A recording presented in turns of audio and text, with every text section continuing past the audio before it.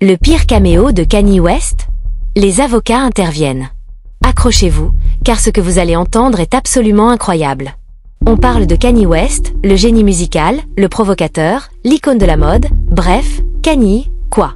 Mais cette fois, il a peut-être franchi la ligne rouge, et tout ça à cause d'un message vidéo qui a coûté la bagatelle de 10 000 $.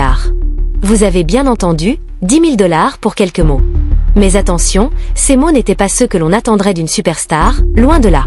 Ils étaient tranchants, blessants, et pour certains, carrément inacceptables. Et au cœur de cette histoire, il y a Sarah, une jeune femme noire, fan inconditionnelle de Kanye depuis ses débuts. Pour Sarah, Kanye, c'était plus qu'un artiste, c'était une inspiration, un modèle, quelqu'un qui avait osé briser les codes et affirmer sa différence. Elle avait grandi avec sa musique, elle connaissait ses albums par cœur, elle avait même défendu ses positions les plus controversées auprès de ses amis. Alors, quand elle a découvert Cameo, cette plateforme où l'on peut commander des messages personnalisés de célébrités, l'idée a germé instantanément dans son esprit. Un message de Kanye, rien que pour elle, ça serait le summum, le cadeau ultime, un rêve qui devient réalité. Bien sûr, le prix était astronomique, 10 000 $, une somme colossale pour Sarah, qui travaillait dur pour joindre les deux bouts. Mais elle s'est dit que pour une fois, elle allait se faire plaisir, se faire ce cadeau fou, unique, inoubliable. Elle a mis de côté chaque dollar, elle a fait des heures supplémentaires, elle a sacrifié ses sorties, tout ça pour réaliser ce rêve un peu fou, un peu dingue, mais tellement important pour elle. Elle imaginait déjà le message, Kanye qui la salue, qui lui envoie un mot d'encouragement, peut-être même un compliment sur son style, elle qui s'inspirait tellement de son univers. Elle se voyait déjà partager ce message avec ses amis, le poster sur les réseaux sociaux, la fierté immense de posséder un message unique de son idole. Les jours qui ont suivi sa commande ont été remplis d'une excitation fébrile, d'une impatience grandissante. Elle vérifiait son téléphone toutes les 5 minutes, guettant la notification, le signe tant attendu. Elle se demandait ce qu'il allait dire, comment il allait s'adresser à elle, elle imaginait 1000 scénarios, tous plus positifs les uns que les autres. Elle était tellement loin de se douter de la douche froide, de l'humiliation publique, du scandale planétaire qui allait suivre. Parce que ce message, mes amis, il allait tout changer. Il allait bouleverser sa vie, la mettre au centre d'une tornade médiatique et la confronter à un dilemme moral absolument vertigineux. Accrochez-vous, car l'histoire ne fait que commencer, et croyez-moi, vous n'êtes pas prêts pour la suite. Le jour J est enfin arrivé. La notification tant attendue s'affiche sur son téléphone. Son cœur s'emballe, ses mains tremblent légèrement. Elle respire un grand coup et clique sur le lien. La vidéo se lance. Et là, c'est Kanye, en chair et en os, enfin, virtuellement en chair et en os, devant la caméra, le regard intense, presque perçant. Sarah retient son souffle, le sourire aux lèvres, prête à savourer chaque seconde de ce moment magique. Salut Sarah, commence Kanye, sa voix grave et reconnaissable entre mille. Jusque-là, tout va bien. Sarah est aux anges, son rêve se réalise. Mais ce qui suit va la frapper comme un coup de massue, la laisser KO debout, anéantie. Parce qu'au lieu des mots gentils, des encouragements, des compliments qu'elle espérait tant, Kanye va déverser un flot de critiques acerbes, d'attaques personnelles, le tout sur un ton condescendant et méprisant. Sarah, reprend Kanye, un rictus amer crispant ses lèvres, j'ai regardé ton profil, et franchement, je suis déçue. Déçue par ton style, déçue par ton manque de goût. Tu portes du Shein, Sarah, du Shein. Tu sais ce que c'est Shein, au moins? C'est de la camelote, de la fast fashion, du jetable. Tu ressembles à une traînée en Shein, Sarah, une traînée. Le silence qui suit ces mots est assourdissant. Sarah est figée devant son écran, les yeux écarquillés, la bouche sèche. Elle n'en croit pas ses oreilles. Est-ce une blague? Un mauvais rêve? Non, c'est bien Kanye, c'est bien sa voix, c'est bien son visage qui la regarde de haut, qui la juge, qui la humilie publiquement, enfin, virtuellement publiquement, mais elle sait que ce message, elle allait le partager, c'était le but. Les mots résonnent en boucle dans sa tête, tu portes du Shein comme une traînée en Shein. L'humiliation la submerge, la honte l'envahit. Les larmes montent à ses yeux, brûlantes, amères. 10 000 $ pour ça? 10 000 $ pour se faire insulter, pour se faire rabaisser, pour se faire traiter comme une moins que rien par son idole? La déception est immense, la douleur profonde. Tout son rêve s'écroule, en miettes, pulvérisé par ces quelques mots assassins. L'excitation, l'impatience, la joie des jours précédents se transforment en un sentiment de vide abyssal, de colère sourde, de désespoir profond. Elle se sent trahie, bafouée, ridiculisée. Elle avait mis tellement d'espoir, tellement d'attente dans ce message, et voilà ce qu'elle reçoit en retour. Du mépris, du dédain, de la condescendance. Elle qui admirait en Kanye pour son audace, pour sa liberté de ton, pour sa capacité à choquer, elle réalise aujourd'hui que cette même liberté, il l'a utilisée pour la blesser, pour l'attaquer personnellement, sans aucune raison, sans aucune justification. Le choc est brutal, la chute vertigineuse.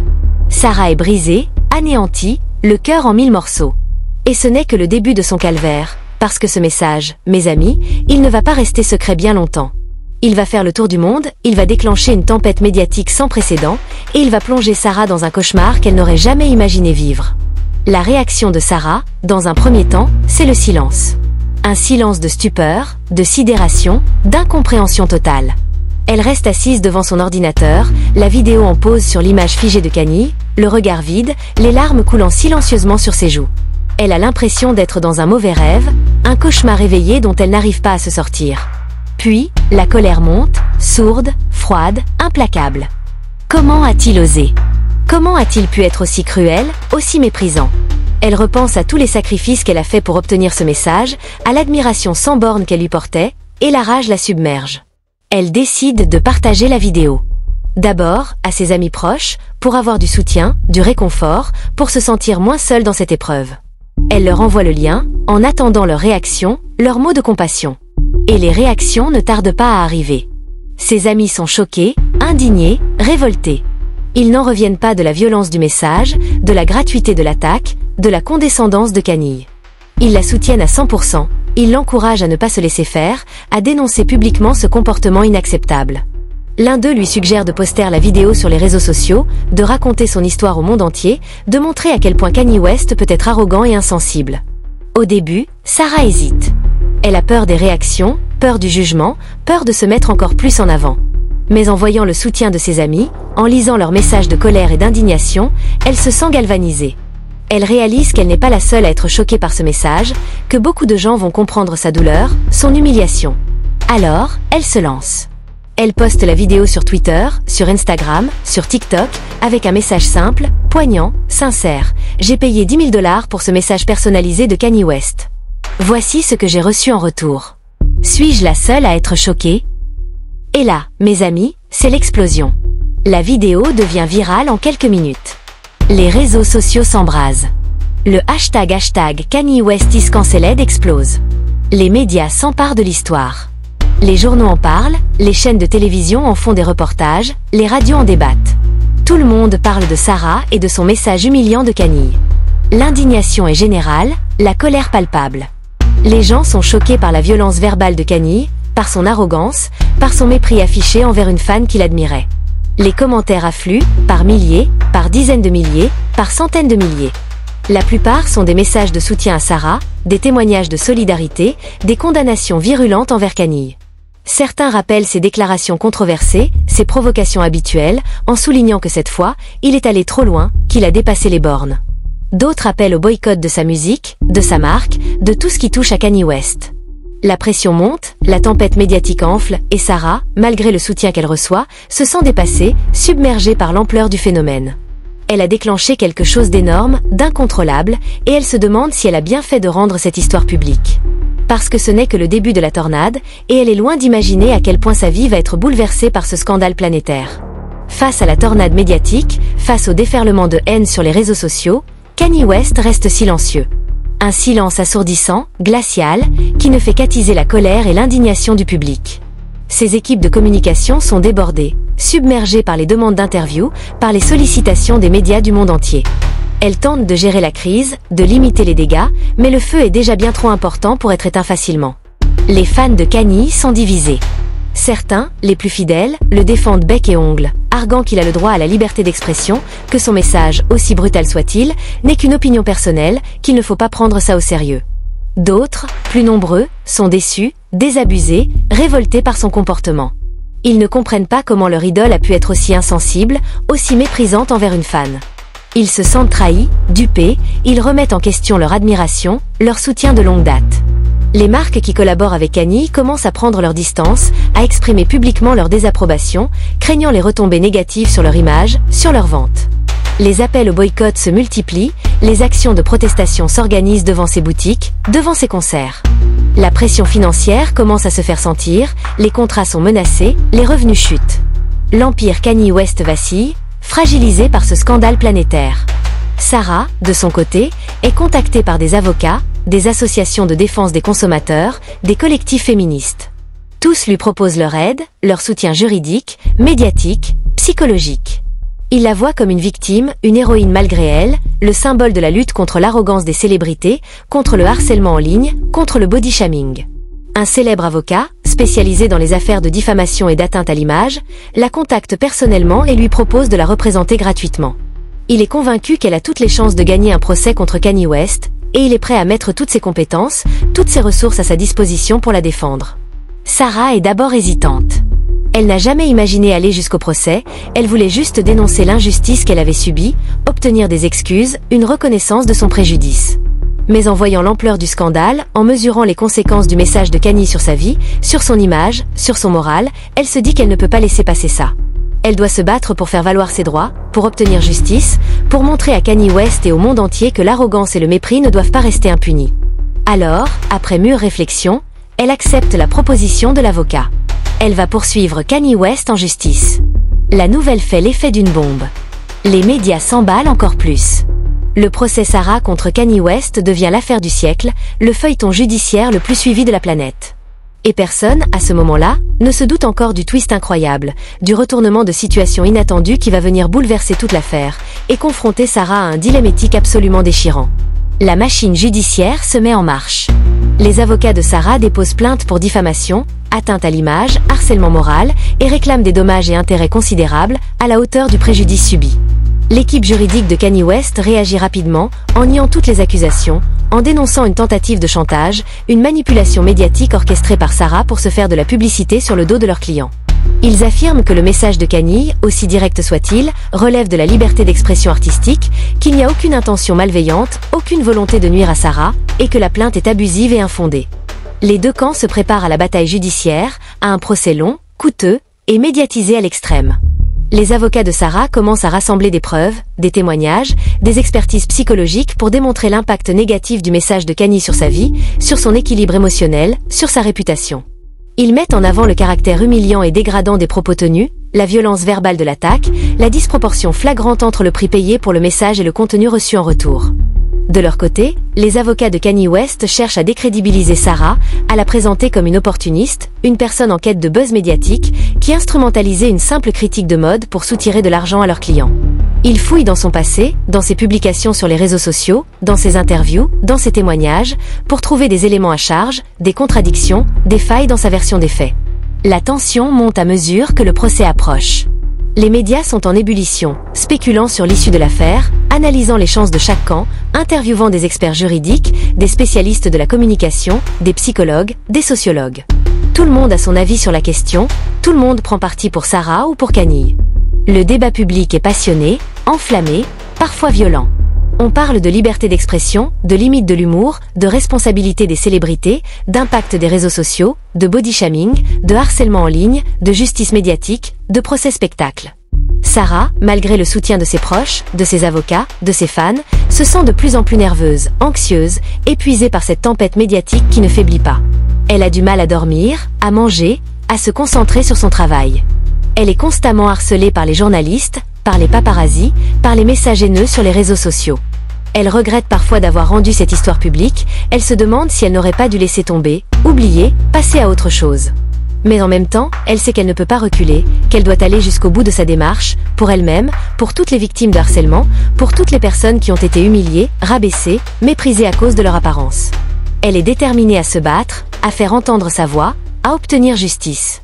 Et c'est au moment où le procès va enfin commencer, au moment où les deux camps sont prêts à s'affronter devant les tribunaux, que la bombe va éclater. Une révélation inattendue, fracassante, qui va tout remettre en question, et plonger Sarah dans un dilemme éthique absolument insoutenable. C'est lors de la phase de découverte du procès, cette étape cruciale où les deux parties échangent des documents, des informations, des preuves, que l'impensable se produit. Les avocats de Sarah, en épluchant les comptes de Kanye West, en analysant les flux financiers liés à Cameo, tombent sur une information surprenante, déroutante et potentiellement explosive. Un document bancaire, dissimulé au milieu d'une pile de factures, attire leur attention. Il s'agit d'un virement de fonds, conséquent, effectué par Kanye West quelques jours après l'enregistrement du fameux message vidéo. La mention du bénéficiaire les intrigue. Il s'agit d'une fondation caritative, basée en Afrique, dont le nom leur est inconnu. Curieux, ils décident de mener leur enquête, de creuser un peu plus pour comprendre la signification de ce virement. Ils contactent la fondation, ils demandent des renseignements sur ses activités, sur ses sources de financement, sur ses projets. Et là, ils découvrent la vérité, une vérité stupéfiante, inattendue, qui va remettre en question toutes leurs certitudes, toutes leurs stratégies, et plonger Sarah dans un abîme de perplexité. La fondation en question, mes amis, elle a été créée par Kanye West lui-même, en toute discrétion, sans aucune publicité, sans aucune communication officielle. Son objectif ? Financer la construction d'une école, dans un village isolé du Sénégal, pour offrir une éducation gratuite aux enfants défavorisés, leur donner une chance de s'en sortir, de construire un avenir meilleur. Et devinez quelle est la principale source de financement de cette fondation ? Bingo ! Les revenus générés par les messages caméos de Kanye West. Oui, vous avez bien entendu. L'argent que Sarah a payé, ces 10 000 $ qu'elle croyait perdus à jamais, cet argent a servi à financer une œuvre caritative, à construire une école pour des enfants africains. Le choc est immense, la surprise totale. Les avocats de Sarah sont abasourdis, ils n'en reviennent pas de cette révélation inattendue. Ils se demandent comment Kanye West a pu cacher une telle information, pourquoi il n'a jamais communiqué sur cette action caritative, pourquoi il a laissé le scandale enfler sans jamais révéler la vérité. Ils comprennent alors la complexité de la situation, le dilemme éthique qui se pose désormais à Sarah. Continuer le procès, réclamer des dommages et intérêts, c'est risquer de porter préjudice à une œuvre caritative, c'est prendre le risque de priver des enfants africains d'une éducation, c'est se battre pour sa propre justice personnelle au détriment d'une cause plus grande, plus noble, plus humanitaire. Abandonner le procès, renoncer à sa plainte, c'est laisser impuni le comportement arrogant et méprisant de Kanye West, c'est accepter d'être humilié publiquement sans obtenir aucune réparation, c'est renoncer à son droit à la justice, à la dignité, au respect. Le choix est cornélien, la décision impossible à prendre. Sarah est face à un mur, tiraillée entre sa colère légitime, son besoin de justice, et la découverte bouleversante que l'argent de sa souffrance a servi à une cause humanitaire. Que va-t-elle faire ? Va-t-elle sacrifier sa propre vengeance pour le bien des autres ? Va-t-elle continuer le procès au risque de nuire à des enfants innocents ? Le monde entier retient son souffle, attendant la réponse à cette question cruciale, à ce dilemme éthique vertigineux. La nouvelle se répand comme une traînée de poudre. L'information, initialement confidentielle, concernant la destination caritative des fonds caméos de Kanye West, fuite dans la presse. Un journaliste d'investigation, alerté par une source anonyme, parvient à confirmer l'existence de la fondation, son but humanitaire, et son financement principal via les messages personnalisés de la star. L'article explosif est publié en ligne, et en quelques heures, il fait le tour du monde, relayé par tous les médias, commenté sur tous les réseaux sociaux. L'opinion publique bascule, vire de bord à 180 degrés. La colère et l'indignation envers Kanye West se transforment en un mélange de surprise, de perplexité, et pour certains, d'admiration. Comment a-t-il pu cacher une telle générosité ? Pourquoi n'a-t-il jamais communiqué sur cette action caritative ? Est-ce de la fausse modestie ? De la maladresse ? Ou une stratégie de communication machiavélique ? Les théories les plus folles, les interprétations les plus diverses fusent sur les réseaux sociaux. Certains saluent le génie de Kanye West, capable de transformer une humiliation publique en une opération de charité secrète, de retourner la situation à son avantage avec un coup de maître. D'autres restent sceptiques, dénonçant une tentative de manipulation grossière, une façon de se racheter à bon compte après avoir dérapé, de se faire passer pour un philanthrope alors qu'il n'est qu'un narcissique arrogant. Mais une grande partie de l'opinion publique, influencée par la révélation de l'œuvre caritative, commence à nuancer son jugement, à remettre en question sa condamnation hâtive de Kanye West. Le débat moral s'intensifie. La question n'est plus seulement de savoir si Kanye a eu tort d'humilier Sarah, mais aussi de peser le pour et le contre, de comparer le préjudice subi par Sarah à l'œuvre humanitaire financée grâce à cet argent, de se demander s'il est moralement acceptable de sacrifier une bonne cause pour obtenir une justice personnelle. Pour Sarah, ce retournement de situation est un nouveau choc, une nouvelle épreuve. Elle se retrouve au centre d'un débat moral complexe, vertigineux, qui la dépasse complètement. Elle lit les commentaires, les articles, les analyses, et elle se sent de plus en plus perdue, de plus en plus tiraillée. Une partie d'elle continue à ressentir la colère, l'humiliation, le besoin de justice, l'envie de faire payer Kanye West pour sa cruauté. Mais une autre partie d'elle est touchée par la révélation de l'école en Afrique, par l'idée que son argent, malgré tout, a servi à quelque chose de bien, à aider des enfants à avoir une vie meilleure. Elle se demande si son procès, si sa vengeance personnelle, ne risque pas de détruire cette œuvre caritative, de priver ses enfants d'une éducation, de compromettre un projet humanitaire important. Elle se sent responsable, coupable, face à ce dilemme éthique insoutenable. Ses avocats sont eux aussi divisés. Certains lui conseillent de maintenir le cap, de continuer le procès, en arguant que la justice doit être rendue, que Kanye West doit être puni pour son comportement inacceptable, que l'œuvre caritative ne justifie pas l'humiliation publique.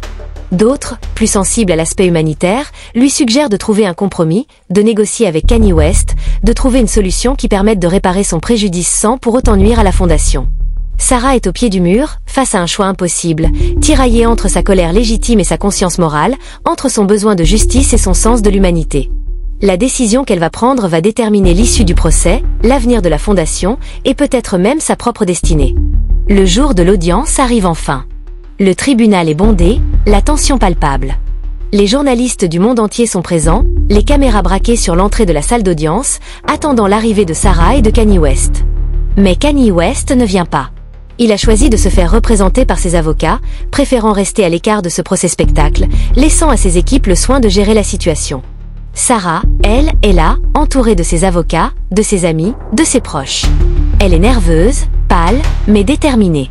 Elle sait que ce jour est crucial, que la décision qu'elle va prendre va avoir des conséquences importantes, non seulement pour elle, mais aussi pour la fondation de Kanye West, pour les enfants africains qui bénéficient de son aide, pour le débat public sur la responsabilité des célébrités, sur les limites de la liberté d'expression, sur la justice et la morale. L'audience commence. Les avocats de Sarah prennent la parole en premier, en rappelant les faits, en dénonçant le caractère humiliant et dégradant du message de Kanye West, en soulignant l'impact négatif de ce message sur la vie de leur cliente, sur son équilibre psychologique, sur sa réputation. Ils réclament des dommages et intérêts considérables, en insistant sur le préjudice moral subi par Sarah, et en demandant à la cour de condamner Kanye West à verser une somme symbolique à une association de lutte contre le body shaming. Puis, c'est au tour des avocats de Kanye West de plaider. Ils reconnaissent le caractère direct et brutal du message de leurs clients, mais ils insistent sur le contexte, sur la liberté d'expression artistique, sur l'absence de volonté de nuire à Sarah, sur le caractère caritatif de l'opération Cameo.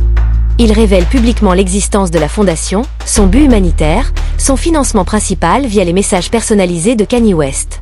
Ils présentent des documents bancaires, des témoignages de responsables de la fondation, des photos de l'école en construction au Sénégal, pour prouver la réalité de l'œuvre caritative et la bonne foi de leurs clients. Ils plaident non coupables et demandent à la cour de rejeter la plainte de Sarah, en arguant que l'intérêt général, la cause humanitaire, doit primer sur la justice personnelle. Après les plaidoiries des avocats, c'est au tour de Sarah de prendre la parole. Elle se lève, le regard droit, la voix claire, mais tremblante d'émotion. Elle raconte son histoire, son admiration pour Kanye West, son rêve de recevoir un message personnalisé, sa déception immense, son humiliation profonde, sa colère légitime. Elle parle de l'impact négatif du message sur sa vie, sur son moral, sur sa confiance en elle. Elle exprime son besoin de justice, son droit à la dignité, au respect. Mais au moment de conclure, au moment où tout le monde s'attend à ce qu'elle réclame une condamnation sévère de Kanye West, elle surprend tout le monde. Elle hésite un instant, respire profondément, et déclare, d'une voix émue, mais ferme, « Je retire ma plainte ». Le silence se fait dans la salle, un silence de stupeur, d'incompréhension, de respect.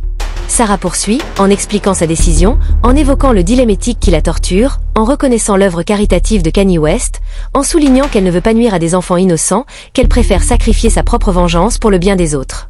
Elle ajoute, avec un sourire triste, « Je ne suis peut-être pas une traînée en Shein, mais je ne veux pas non plus être celle qui a détruit une école en Afrique. » Les larmes montent à ses yeux, les applaudissements timides fusent dans la salle, et Sarah, soulagée, épuisée, mais digne, quitte le tribunal, laissant derrière elle un procès inachevé, un scandale apaisé, et une question morale qui continue à résonner dans les esprits. Avait-elle raison de renoncer à sa justice personnelle pour préserver une œuvre caritative ? Ou aurait-elle dû aller jusqu'au bout de sa démarche, pour faire valoir ses droits et punir Kanye West pour son arrogance et son mépris ? À vous de vous faire votre propre opinion, mes amis. Et n'hésitez pas à partager votre réponse dans les commentaires. Parce que cette histoire, elle est loin d'être terminée, elle continue de nous interroger, de nous provoquer, de nous confronter à nos propres dilemmes moraux.